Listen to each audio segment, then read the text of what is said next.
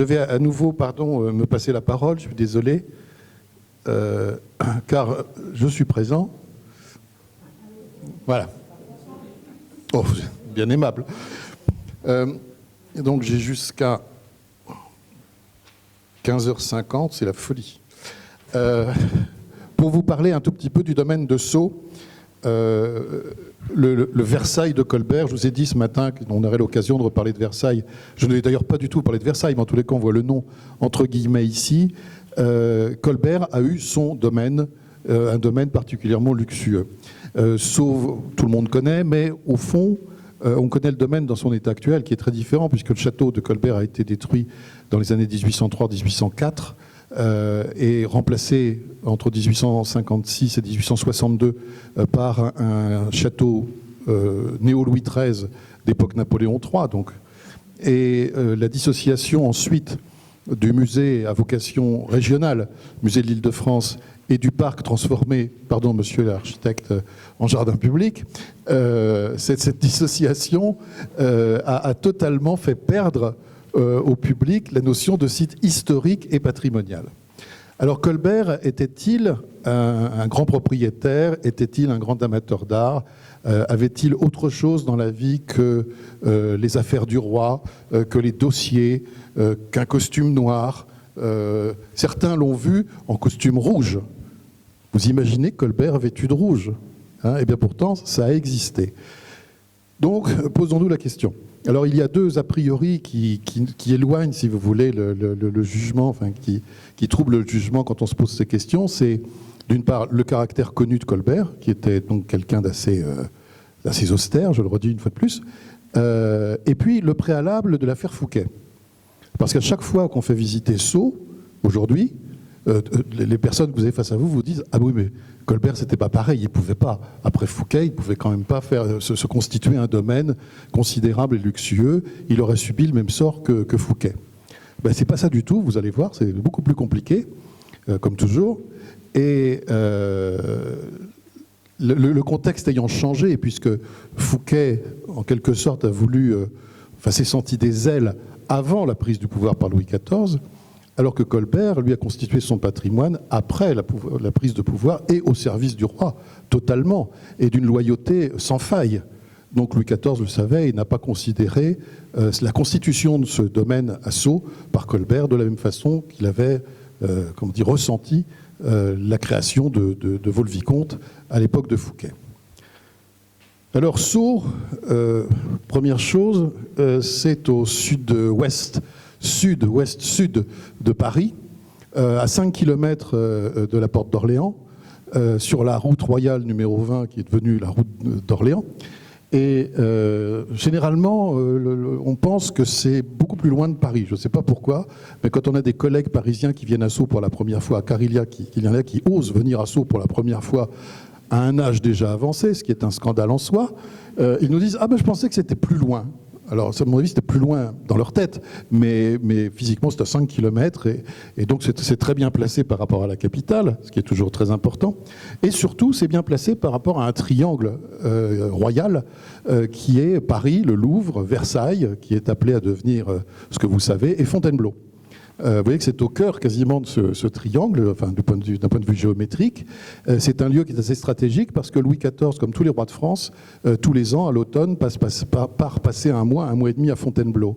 Et quand il part pour Fontainebleau, où s'arrête-t-il? Première halte où il passe la nuit, à Sceaux, chez Colbert ou chez Seignelay ou chez le duc du Maine qui prendra la suite. Donc Colbert voulait pouvoir se déplacer très facilement en direction de Paris, en direction de Versailles ou éventuellement en direction de Fontainebleau. Alors vous avez ici, vue d'avion, le domaine de Sceaux tel qu'il est aujourd'hui. Alors vous voyez qu'il est pris dans un tissu urbain extrêmement dense. Néanmoins, sa conservation est tout à fait miraculeuse. Nous allons consacrer l'année 2023 à Sceaux à la célébration du centenaire de l'acquisition de ce domaine par le département de la Seine, à l'initiative du maire de Sceaux de l'époque, qui s'appelait Bergeret de Frouville, parce que ce domaine de Sceaux, dans les années 20 du XXe siècle, était promis à un démembrement presque inéluctable, puisque c'était l'époque où effectivement ces domaines qui n'étaient plus tellement entretenus étaient divisés en parcelles pour être vendus à des promoteurs.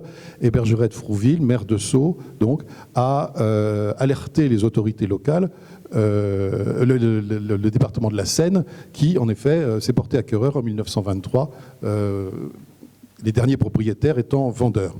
Donc ce domaine a été sauvé et il est dans sa taille actuelle à peu près de la même taille. Je vais faire un petit quart de tour pour mettre la vue d'avion dans le même axe que l'estampe que vous avez Il manque un petit bout d'ailleurs à l'écran, je ne sais pas pourquoi. Il manque un petit bout de l'image à gauche, mais enfin, en tout état de cause, vous voyez que le plan dans sa globalité, les parterres ont changé parce qu'il y a eu des restaurations dans les années 30 qui ont été menées par Azema, mais sur le schéma général, le domaine est resté ce qu'il était au XVIIe siècle. Voilà. Alors, voilà, donc vous avez à nouveau ce plan. Vous voyez que c'est un domaine... Alors, une chose importante à savoir, c'est que le domaine de Sceaux présente des reliefs très accusés.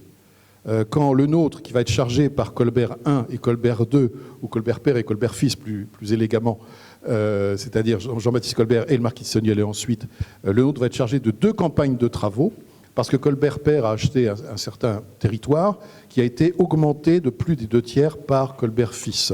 Vous allez le voir dans un instant. Et le nôtre a été confronté, quand il a conçu le premier projet, il ne savait pas qu'il y en aurait un deuxième. Et quand il a dû mettre en œuvre le deuxième, il s'est trouvé confronté à ces questions de relief et donc d'harmonisation de l'ensemble à partir d'un noyau qui lui était imposé, qui était son premier projet. Et au lieu de faire comme il a fait à Vaux-le-Vicomte ou à Versailles, c'est-à-dire araser ce qui dépassait et remblayer ce qui était en creux pour faire ces 2 plateaux fantastiques, 2 plateaux perspectifs, que sont les jardins de Vaux et de Versailles, là, il ne pouvait pas. Donc, il a dû travailler autrement et utiliser ces déclivités très importantes du terrain. Alors, voici le domaine de Colbert. Vous voyez quand même une grosse différence de Colbert père. C'est un plan de la fin du XVIIe siècle qui vous montre ce qu'était le domaine de Sceaux à l'époque du Grand Colbert. La première chose que l'on remarque, c'est que le château, que vous voyez donc, je pense très bien ici, que le château, non seulement est totalement désaxé par rapport au parc, mais qu'il est en plus, il n'est pas, comment dire, dans l'axe justement, enfin il est 2 fois désaxé, il est sur un côté du parc et il tourne pas le dôme, enfin il y a un quart de tour par rapport à ce parc. Et vous avez ici, l'allée, ce qu'on appelle aujourd'hui l'allée de la Duchesse. Ici, un buffet d'eau, là, des cascades et le bassin de l'Octogone. Et ce bassin de l'Octogone, il existe parce qu'il est au fond de cette déclivité. C'est un bassin d'argile naturelle qui retient l'eau et dont le nôtre a décidé de faire un bassin d'agrément. C'est le plus grand bassin actuel du domaine de Sceaux, puisqu'il existe encore. Et puis le reste, donc, est le nôtre. On note, pour ceux qui connaissent bien, et on en reparlera tout à l'heure, l'absence de l'orangerie, ce qui permet de dater ce plan antérieurement à 1686, qui est la date de construction de l'orangerie. Donc un domaine évidemment assez important quand même dès le départ. Et vous avez ici un très joli dessin du XVIIe siècle, qui a été certainement fait autour de 1700, la transition des 2 siècles, au moment de la vente du domaine au duc et à la duchesse du Maine. Duc du Maine qui était un fils bâtard de Louis XIV et de la Montespan, duchesse du Maine qui était la petite fille du grand Condé. Et tous les deux achètent donc en 1700 le domaine de Sceaux aux ayants droit de Colbert de Seignelay, qui lui est mort depuis 1690. Et vous voyez à gauche l'orangerie, justement, dont je viens de vous reparler, qui n'existait pas sur le plan précédent. À droite, les écuries, qui sont celles de Colbert, qui existent toujours, je vous les montrerai tout à l'heure. Et puis l'entrée d'honneur, par laquelle Céline et moi rentrons tous les matins pour aller au travail. Voilà, donc oui, c'est pas mal. C'est vrai qu'il y a pire comme bureau. C'est-à-dire, il n'a plus tout à fait cet aspect-là. Alors, pour avoir une vue un tout petit peu plus explicite, voici donc une estampe de Perelle qui représente Sceaux avec quelques petites erreurs, étonnamment. Bon, là, on est sous Colbert Père, hein, donc vous n'avez donc pas l'orangerie, vous avez un jardin dont je ne parlerai plus, et puis vous avez sur le côté les écuries, mais qui ont été imaginées par Perel. C'est assez curieux. On ne comprend pas très bien pourquoi ça ne correspond pas à la réalité, mais pour ce qui est du château en lui-même, alors vous voyez qu'on a donc l'allée d'honneur qui arrive, qui est bordée d'arbres. On en fait ce qu'on appelle aujourd'hui l'esplanade. Vous avez ensuite la grande cour, et puis la cour d'honneur. Et la cour d'honneur est séparée de la grande cour par une grille, comme à Versailles. Hein, donc c'était une formule assez luxueuse. Voilà. Et je vous montre une autre gravure qui est celle-ci de Poyer. On voit le château d'un petit peu plus près, avec cette cour d'honneur que vous voyez derrière sa grille, et le château qui est assez élégant, mais on ne connaît pas. Je dis sous le contrôle d'Alexandre, on ne connaît pas l'architecte. On connaît les maçons, souvent ça s'assimile, m'a-t-on dit, hein, mais on ne connaît pas le nom de l'architecte d'un château qui était d'une assez belle élégance, que je vous montre de près. Alors quand Colbert arrive à Sceaux, en 1670, hein, il acquiert le domaine en 1670. Vous noterez qu'il est aux affaires, au premier plan des affaires depuis 1661. Il connaît déjà son monde. On a parlé de Mazarin ce matin. C'est quelqu'un qui est assez à l'aise dans le monde des affaires et dans le monde en général. Il achète Sceaux en 1670 à une famille qui le possède depuis le Moyen-Âge, mais à la suite d'une succession un peu compliquée, il peut acquérir ce domaine. Ce sont les Potiers de Gesvres qui sont propriétaires, qui sont aussi une famille très célèbre de hauts fonctionnaires notamment. Et il y a à l'emplacement de ce château un manoir dont nous n'avons aucune description précise, mais une maison assez cossue, semble-t-il, que Colbert décide non pas de détruire, mais d'intégrer au château qu'il fait construire. Donc il le fait ceinturer, ce manoir. On a des plans où les deux choses sont séparées. Le manoir existant est dessiné en rouge et la ceinture en noir. Et vous voyez à quoi je veux en venir, c'est que c'est exactement le même phénomène qu'à Versailles. Plutôt que de détruire le relais de chasse de Louis XIII, Louis XIV l'a fait ceinturer par le veau, par une construction nouvelle. Et c'est ce qui se passe exactement à Sceaux. Donc on peut imaginer, d'après les plans dont on dispose, on sait que ce manoir faisait la largeur du corps principal, ici, qui s'est trouvé donc coupé en trois parties, avec deux gros pavillons qui comportent les appartements de monsieur, les appartements de madame, une aile en retour au sud, nous sommes au sud, une aile en retour qui comprend donc une orangerie, donc vous avez, la première orangerie se trouve là, et puis au bout, ici, la chapelle, que je vous montrerai, des souvenirs de la chapelle qui se trouve là. Et de l'autre côté, office et administration du domaine, hein, y compris dans le pavillon qui est là. Alors celui-ci était, était à plusieurs étages. Celui-ci, non, c'est un trompe-l'œil, puisque la chapelle occupait tout le volume du pavillon. Voilà. Donc c'est luxueux mais sobre. Hein, on pourrait dire que c'est une architecture relativement sobre qui correspond aussi aux personnages. Et je vous montre ces dessins absolument magnifiques. Alors sachez-le, les dessins les plus utiles pour l'étude de Sceaux à cette époque se trouvent au Royal Museum de Stockholm. Pour des raisons sur lesquelles je passe, ça nous mènerait trop loin. Mais il y a une véritable mine de dessins à Stockholm. Là, vous avez donc l'élévation du château sur le côté sud. Vous voyez la longueur des ailes par rapport au pavillon d'angle. Avec ici, on voit le petit portique qui donnait sur le parc. Hein, et ça donne vers la cour. Donc, hein, c'est l'un des pavillons qui, sur lequel s'accroche la grille de la cour d'honneur. Voilà. Donc architecture sobre, avec, vous imaginez, donc ici, je vous disais, l'orangerie, hein, qui est beaucoup plus importante que ne le laissait croire la vue en perspective de la gravure précédente, et puis la chapelle qui se trouve là. Alors ça donnera, cette disposition donnera au marquis de Seignelay l'idée de faire construire une nouvelle orangerie, parce que le problème du château de Sceaux, c'est que comme il était bâti sur un ancien bâtiment, il n'y avait pas de galerie. C'est un château sans galerie, enfin sans galerie de réception, j'entends, parce qu'il y avait effectivement une galerie qui desservait tous les appartements sur la longueur de la façade, mais il n'y avait pas de galerie pour les réceptions, les spectacles. Et quand on faisait du théâtre à Sceaux à l'époque de Colbert Père, on le faisait dans l'orangerie. Ce qui fait que pour aller, en quelque sorte, pour aller à la chapelle, il fallait traverser le théâtre, et on appuyait la scène sur la chapelle, au fond, ce qui n'était pas véritablement décent. Voilà, donc tout ça a amené à la construction de l'orangerie. Alors vous avez ici donc le dessin préparatoire, enfin un des dessins du corps central, toujours à Stockholm. Donc ça c'est très épuré bien sûr, hein, avec deux niches qui contenaient bien sûr des sculptures sur des sujets de mythologie antique par définition, et puis un fronton qui était assez richement sculpté. Voilà. Et vous avez évidemment le plan correspondant au bas. Voilà, et certains dessins nous permettent d'avoir une idée de ce qu'était par exemple le vestibule. Vous retrouvez le petit portique qu'on a aperçu tout à l'heure, et ici vous avez donc une vue intérieure du vestibule de ce château.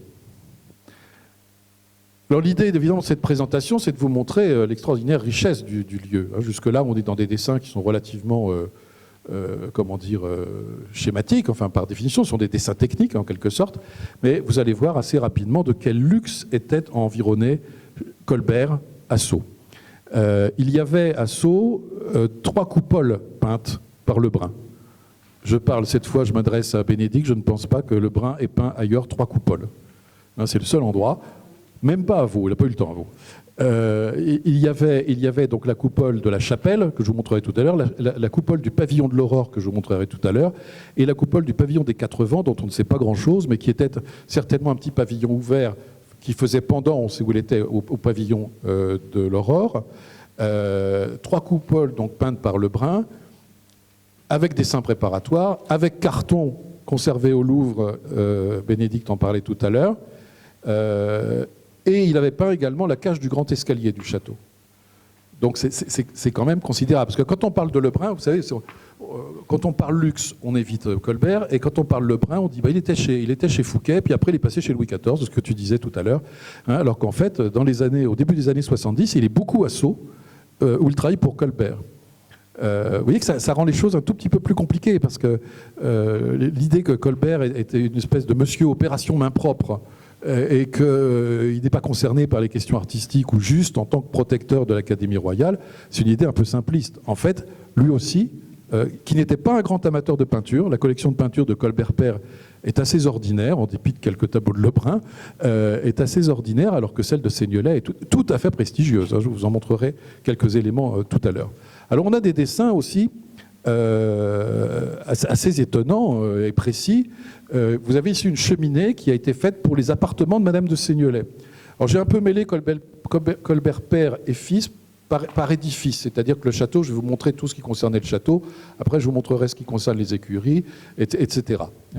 Donc vous avez ici un très joli projet qui est signé de Chauveau pour une des cheminées de la chambre, et on a ici des projets d'appliques que vous voyez là.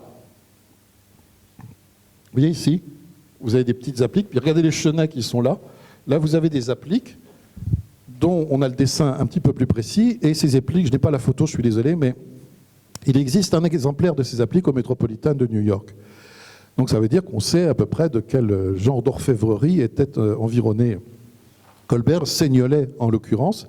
Et vous avez ici une vue rapprochée du dessin de la cheminée, et vous voyez que les chenets sont aux armes Colbert. Ce qui montre quand même, je sais qu'il y a dans cette maison à Enay des vers gravés aux armes, il y a tous les livres qui sont reliés aux armes, etc. Et Colbert savait vendre sa couleuvre. C'est ce qu'on dit, nous, à notre administration, à Sceaux, quand on a des petits problèmes, on dit, vous savez, à Sceaux, on est habitué à avaler des couleuvres, il n'y a pas de problème. Voilà. Alors, il y avait dans ce château, dont on a très peu d'éléments sur la décoration intérieure, mais il y avait 2 grands tableaux qui s'y trouvaient, qui sont des tableaux qui font 3 mètres sur 4 ou 4 sur 4, enfin, c'est des tableaux absolument énormes, qui étaient dans les boiseries et qui, de ce fait, se sont trouvés vendus au duc et à la duchesse du Maine ensuite. On ne sait pas quand ils ont quitté Sceaux, mais en tous les cas, ils sont allés au-delà des Colbert. Deux grands tableaux sur l'histoire d'Alexandre. Je n'évoque pas la question de l'attribution qui pose un certain nombre de problèmes. Voilà, je passe là-dessus.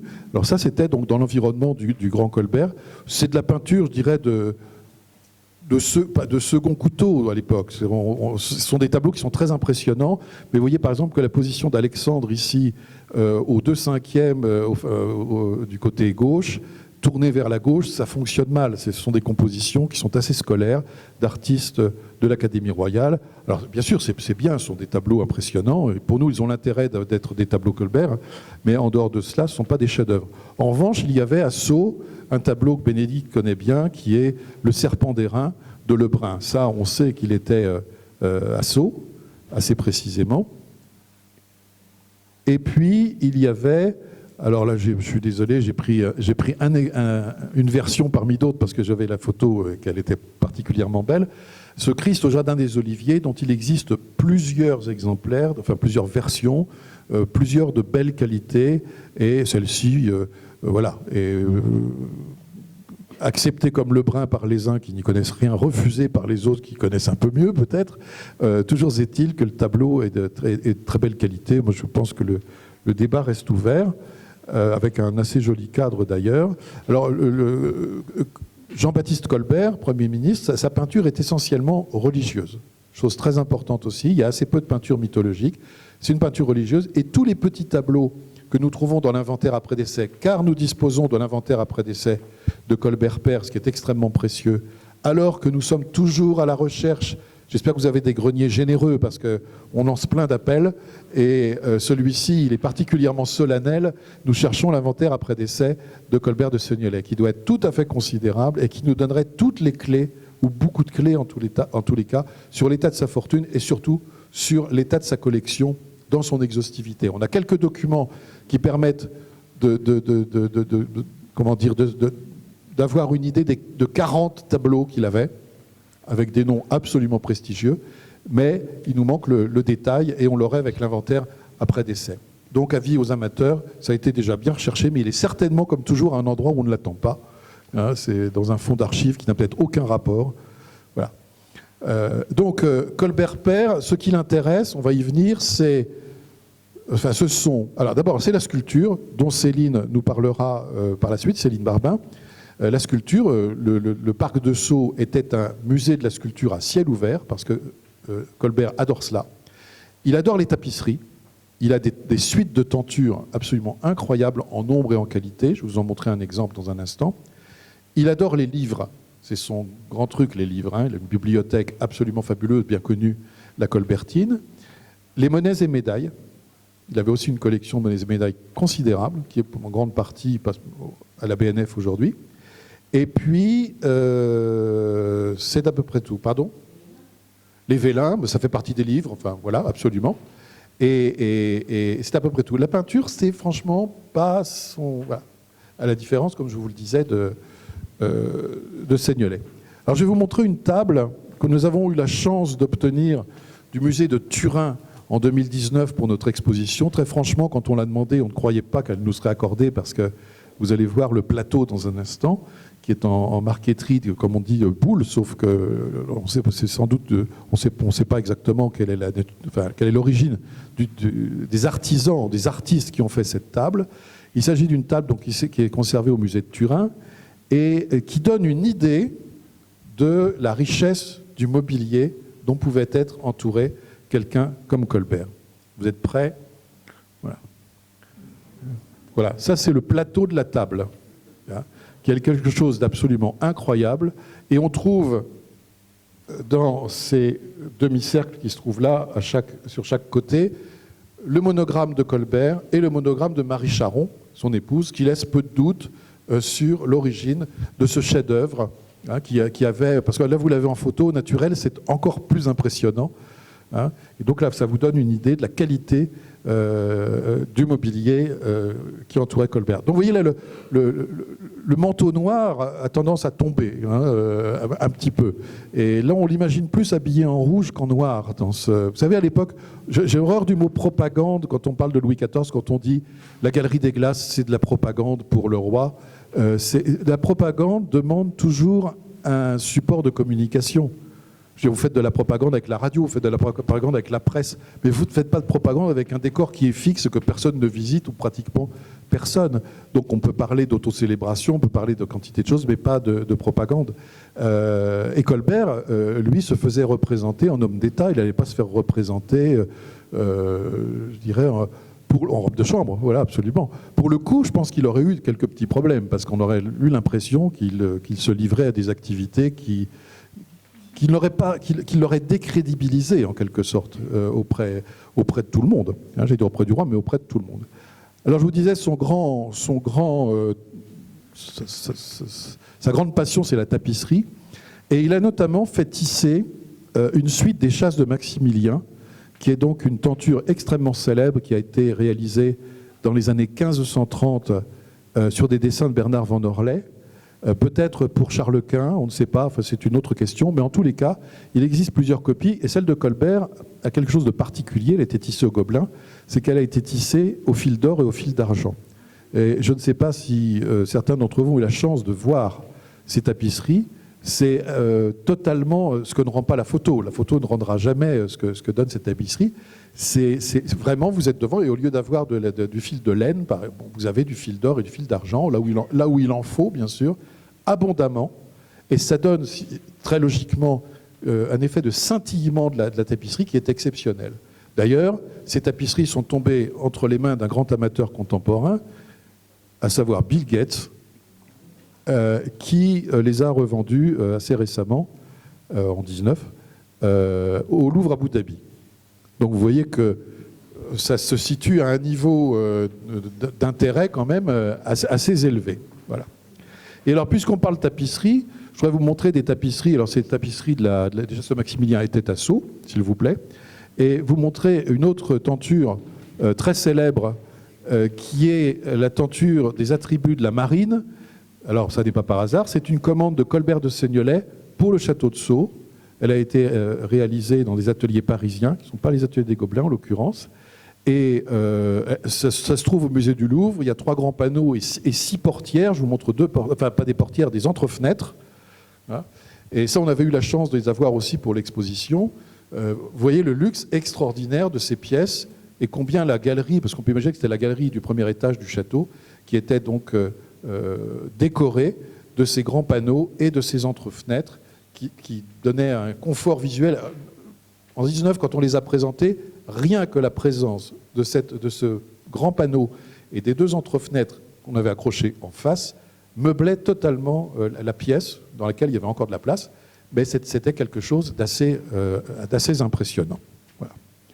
Alors au bout de l'aile sud, vous aviez la chapelle. Alors la chapelle, elle a été détruite en 1803-1804 avec le château. Vous imaginez, c'est quand même incroyable, parce que comme souvent, en 1795, la nation a saisi le domaine de Sceaux, qui appartenait en dernière date au duc de Penthièvre, très bien reçu dans la société de l'époque. Il est mort en 1793 de sa belle mort, et ce qui est rare. Et donc, son domaine a été saisi après, en 1795. Et comme à chaque fois, la nation s'est trouvée enrichie d'un domaine, mais devant des dépenses à faire pour l'entretenir tout à fait colossales. Et comme souvent, la nation a décidé de revendre ce qu'elle avait saisi. Et il s'est trouvé en 1798 un aventurier, un homme d'affaires. Vous savez que la bourgeoisie a commencé à prendre le pas sur l'aristocratie dans l'entretien des domaines. Et donc, Jean-François Hippolyte Lecomte, qui faisait du commerce de vin, de tabac et d'autres choses avec l'Amérique du Sud, avec les Pays-Bas, avec l'Angleterre qui avait le vent en poupe, si j'ose dire, du fait des théories économiques qui y fleurissaient, se dénommait Lecomte, a voulu transformer le domaine de Sceaux en domaine de rapport. Il a donc planté du tabac, il a élevé des animaux, et puis le château, il l'a regardé comme ça, 3-4 minutes, et puis il s'est dit, en vendant les cheminées, les boiseries, les parquets, les huisseries et tout ça, je vais tirer un petit peu d'argent, je pourrais acheter des poules, et il a fait raser ce qui restait. Donc il a tout vendu, fait raser ce qui restait en 1803-1804. Ça veut dire que la chapelle, avec la coupole de Lebrun, qui avait subsisté jusque-là, est tombée au début du XIXe siècle, pour des raisons donc, qui sont mercantiles. Je crois que c'est le mot qu'on utilise dans ces... Oui, voilà. C'est très dommage, parce que nous, on aimerait évidemment, quand on franchit cette grille tous les matins, avoir devant nous le château de Colbert plutôt que celui de Le Sous-Faché, qu'on adore et que beaucoup ont surnommé Moulinsart, ce qui est extrêmement désagréable, même quand on adore Tintin, comme c'est mon cas. Alors la chapelle, vous avez ici donc l'élévation du côté de l'autel, un dessin pareil extrêmement précieux qui nous donne une idée donc de la façon dont se présentaient les choses. Et vous voyez que vous avez donc un vitrail dans la partie supérieure, enfin une ouverture en tous les cas, dans la partie supérieure qui se trouve au-dessus de l'autel et qui correspond au niveau supérieur du pavillon qui se trouvait au bout de l'aile. Et l'autre fenêtre qui était en trompe-l'œil donc se trouve derrière l'autel de la chapelle. Et pour cette chapelle, Lebrun a fait un certain nombre de dessins, d'œuvres. Vous avez ici les âmes du purgatoire, ce sont des dessins absolument magnifiques qui sont synthétiques et en même temps très graphiques.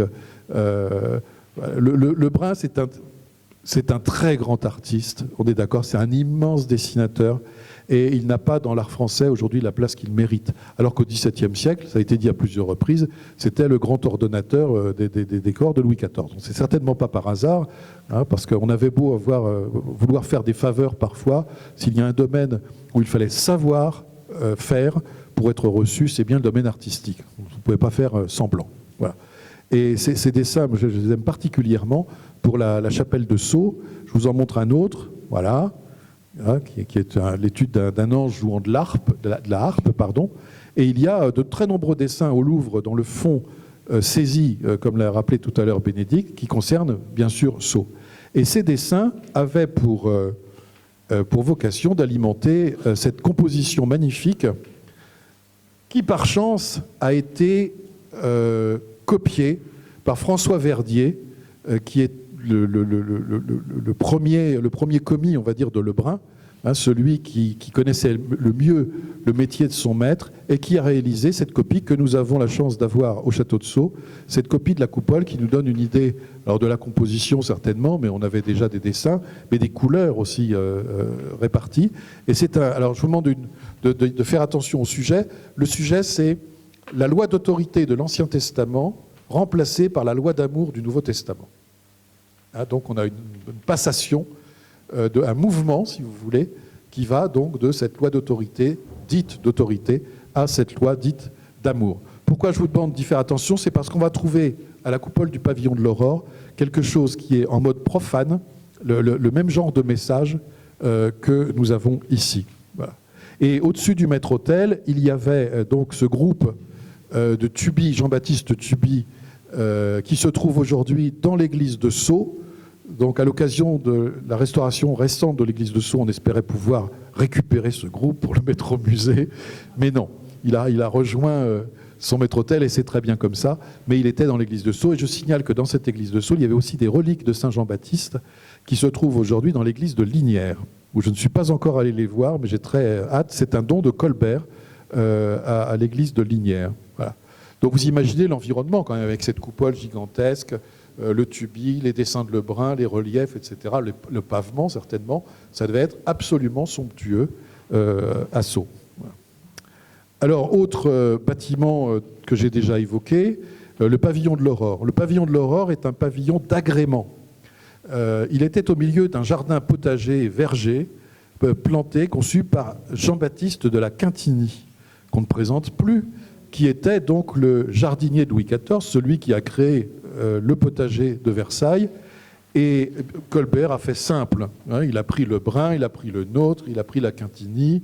On se demande pourquoi il n'a pas pris Mansart. Seignelay a pris Mansart pour l'orangerie.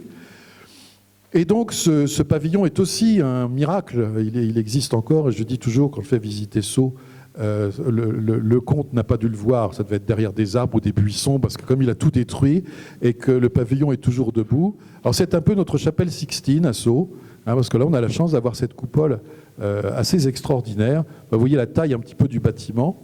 C'est un bâtiment qui a ceci de particulier que le décor en est orienté astronomiquement. C'est-à-dire qu'il s'appelle le pavillon de l'Aurore parce que c'est le bâtiment le plus à l'est du domaine.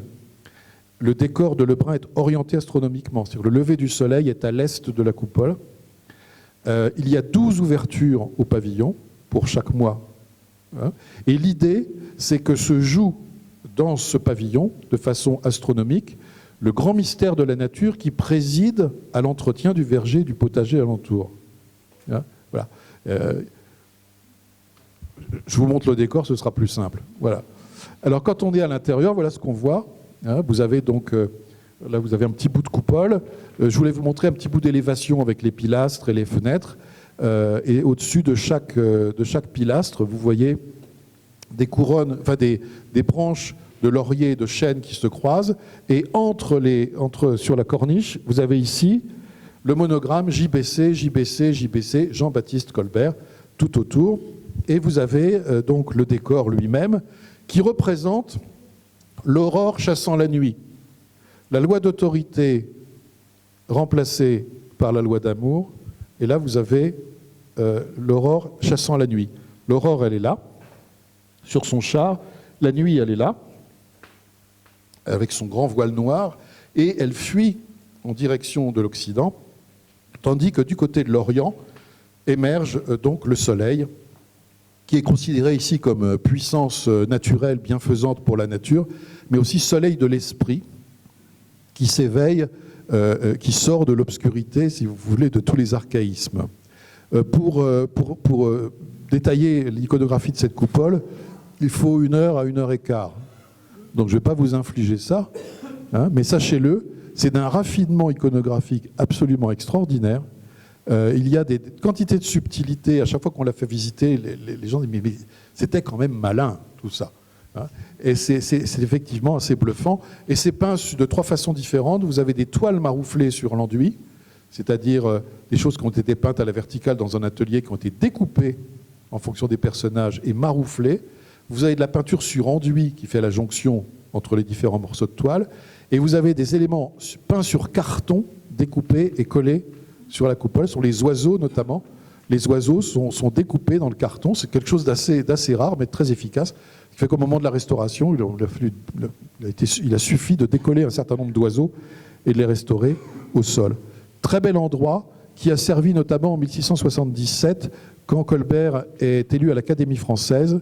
Il suscite une réunion des 40 immortels dans le pavillon de l'Aurore. Vous imaginez, ça devait quand même avoir une certaine allure.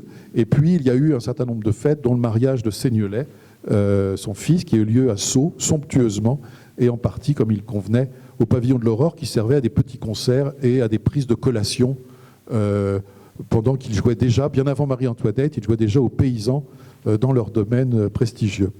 Alors, ce décor a généré lui aussi des dessins préparatoires fabuleux de Lebrun. Moi, je rêve d'avoir celui-ci pour en faire mon papier à lettres, parce que la mise en page est extraordinaire. Hein. Vraiment, c'est superbe. C'est l'étude préparatoire pour Cérès, qui est endormi dans les blés. Vous avez des études extrêmement rapides. Ça, c'est le char de l'Aurore. Donc, vous avez des chevaux qui sont jetés comme ça très rapidement. C'est magnifique, hein. C'est du dessin pur. Et puis des études un petit peu plus poussées des mêmes chevaux. Hein. Grand connaisseur, évidemment, de l'anatomie humaine et animale.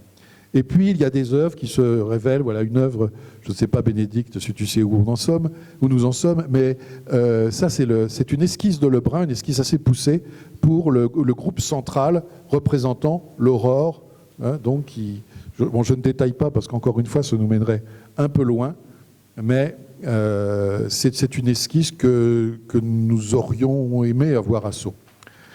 Je vous remontre cette vue générale de tout à l'heure pour vous parler très rapidement de l'orangerie, des écuries, pardon. Alors les écuries, vous les voyez, vous allez les voir, voilà. Vous les voyez ici, sur le côté droit. Alors elles existent toujours. Tout ce qui se trouve dans cette partie-là, c'est-à-dire l'orangerie, l'entrée d'honneur et les écuries existent toujours. Pour une raison simple, c'est que le comte, en 1803-1804, quand il a rasé le château, il avait besoin d'une grange, ce fut l'orangerie. Il y avait une entrée d'honneur, il n'allait pas la détruire, ça sert toujours, et les écuries, il en avait encore besoin. Donc il a gardé toute cette partie-là, qui se trouve donc à l'est, pardon, du côté est, et donc on les conserve avec plus ou moins de dommages subis à travers le temps. Alors les écuries, voici des dessins donc anciens. Oui, c'est là aussi extrêmement sobre, simple, mais adapté, bien évidemment, avec des box à l'intérieur et tout ce qu'il faut. Ça, sur les ailes, vous aviez de quoi ranger les voitures, les carrosses, et puis sur le corps principal, ce qu'il fallait pour les chevaux. Et voilà l'aspect actuel, hein, qui... voilà, bon, tout a été refait en 2006.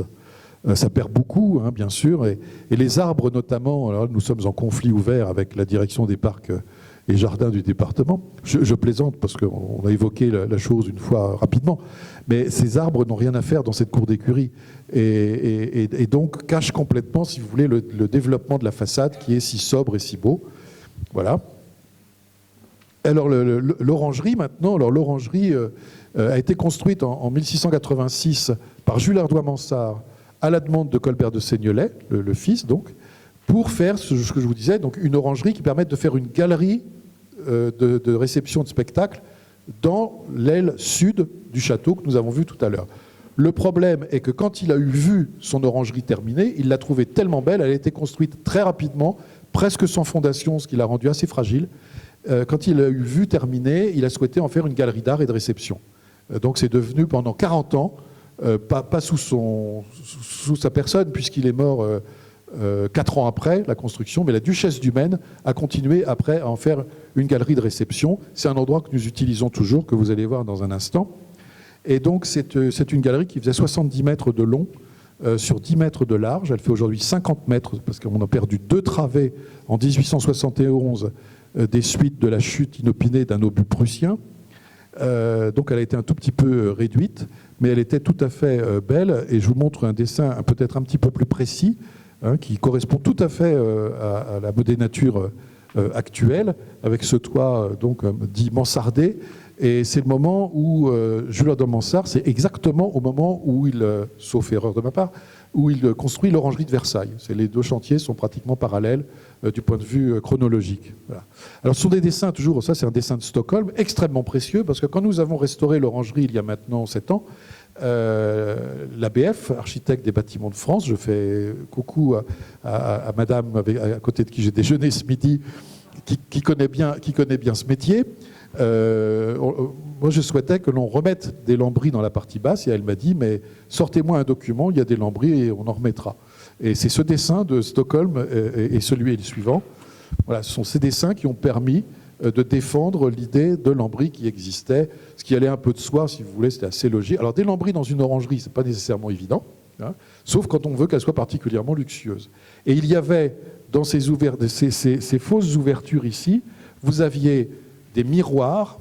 Aujourd'hui, il n'y a plus rien, ce sont des baies aveugles, mais il y avait des miroirs en face des fenêtres côté sud. Les grandes portes par lesquelles on rentrait les orangers existent toujours à petits carreaux et à petits bois, en face des miroirs, et c'était le schéma même de la Galerie des Glaces à Versailles, hein, avec les miroirs d'un côté qui reflètent les portes de l'autre. Voilà, donc c'était un endroit assez prestigieux et qui a encore beaucoup d'allure aujourd'hui. Voilà, donc l'orangerie, moins ces deux travées, ces 2 travées de ce côté, ici, et là vous en avez 4, ici vous en avez que 2. Voilà. Et à l'intérieur, c'est très beau, c'est un lieu qui est très convoité par un certain nombre d'institutions qui viennent y faire leurs séminaires. Nous, on en a fait un lieu alternatif où on fait les grandes heures de saut, on fait aussi des séminaires, des spectacles, des choses comme ça. Donc c'est un lieu qui est particulièrement agréable, qui est très clair, qui est très chaleureux, voilà, et que nous avons restauré donc, il y a quelques années. Alors je vous dis un mot pour terminer sur les collections, je fais très vite, de Colbert de Seignelay, juste pour vous donner une idée du niveau. Là, vous avez un tableau de Mignard, vous avez reconnu le portement de croix, mais il avait des choses aussi importantes que cette Samaritaine d'Annibal Carasch, qui se trouve au musée de Budapest, que nous avons pu avoir en 2019. Elle avait le goût bolonais, hein, il aime beaucoup les peintres classiques bolonais. Donc Annibal Carasch, la Pietà, qui est à Londres, tous les tableaux de la collection Seignelay identifiés à ce jour sont dans les plus grands musées du monde. Il n'y en a même plus en collection particulière, tellement enfin il y en a certainement, mais en tous les cas pas repérés. Voilà, donc la Pietà de Carasch, magnifique tableau tardif, absolument sublime. Guido Reni à Saint-Pétersbourg, Guido Reni à Londres National Gallery, Raphaël, la Madone Bridgewater à Édimbourg, vous imaginez? Ça c'est quand même un must absolu. Esther et Assuérus à l'Ermitage à Saint-Pétersbourg, le Moïse Sauvé des Eaux, musée de Cardiff, le frappement du rocher de Poussin, Nicolas Poussin, ça aussi, hein, c'était le précédent, c'était Poussin aussi, voilà. Donc, le frappement du rocher, musée d'Édimbourg, en pendant, s'il vous plaît, en pendant avec le passage de la mer Rouge, musée de Melbourne, et le château de Sceaux actuel, que je vous invite à visiter. Vous voyez qu'il est très différent, ce petit château Napoléon III, mais on l'adore, il y a beaucoup de choses dedans qui évoquent les fastes de Sceaux à cette époque, et ces jardins qui sont toujours un grand plaisir à traverser. C'est beaucoup plus grand que ça, vous avez vu la vue aérienne tout à l'heure. Voilà. Donc je vous invite à venir découvrir Colbert à Sceaux, et je vous remercie de votre attention.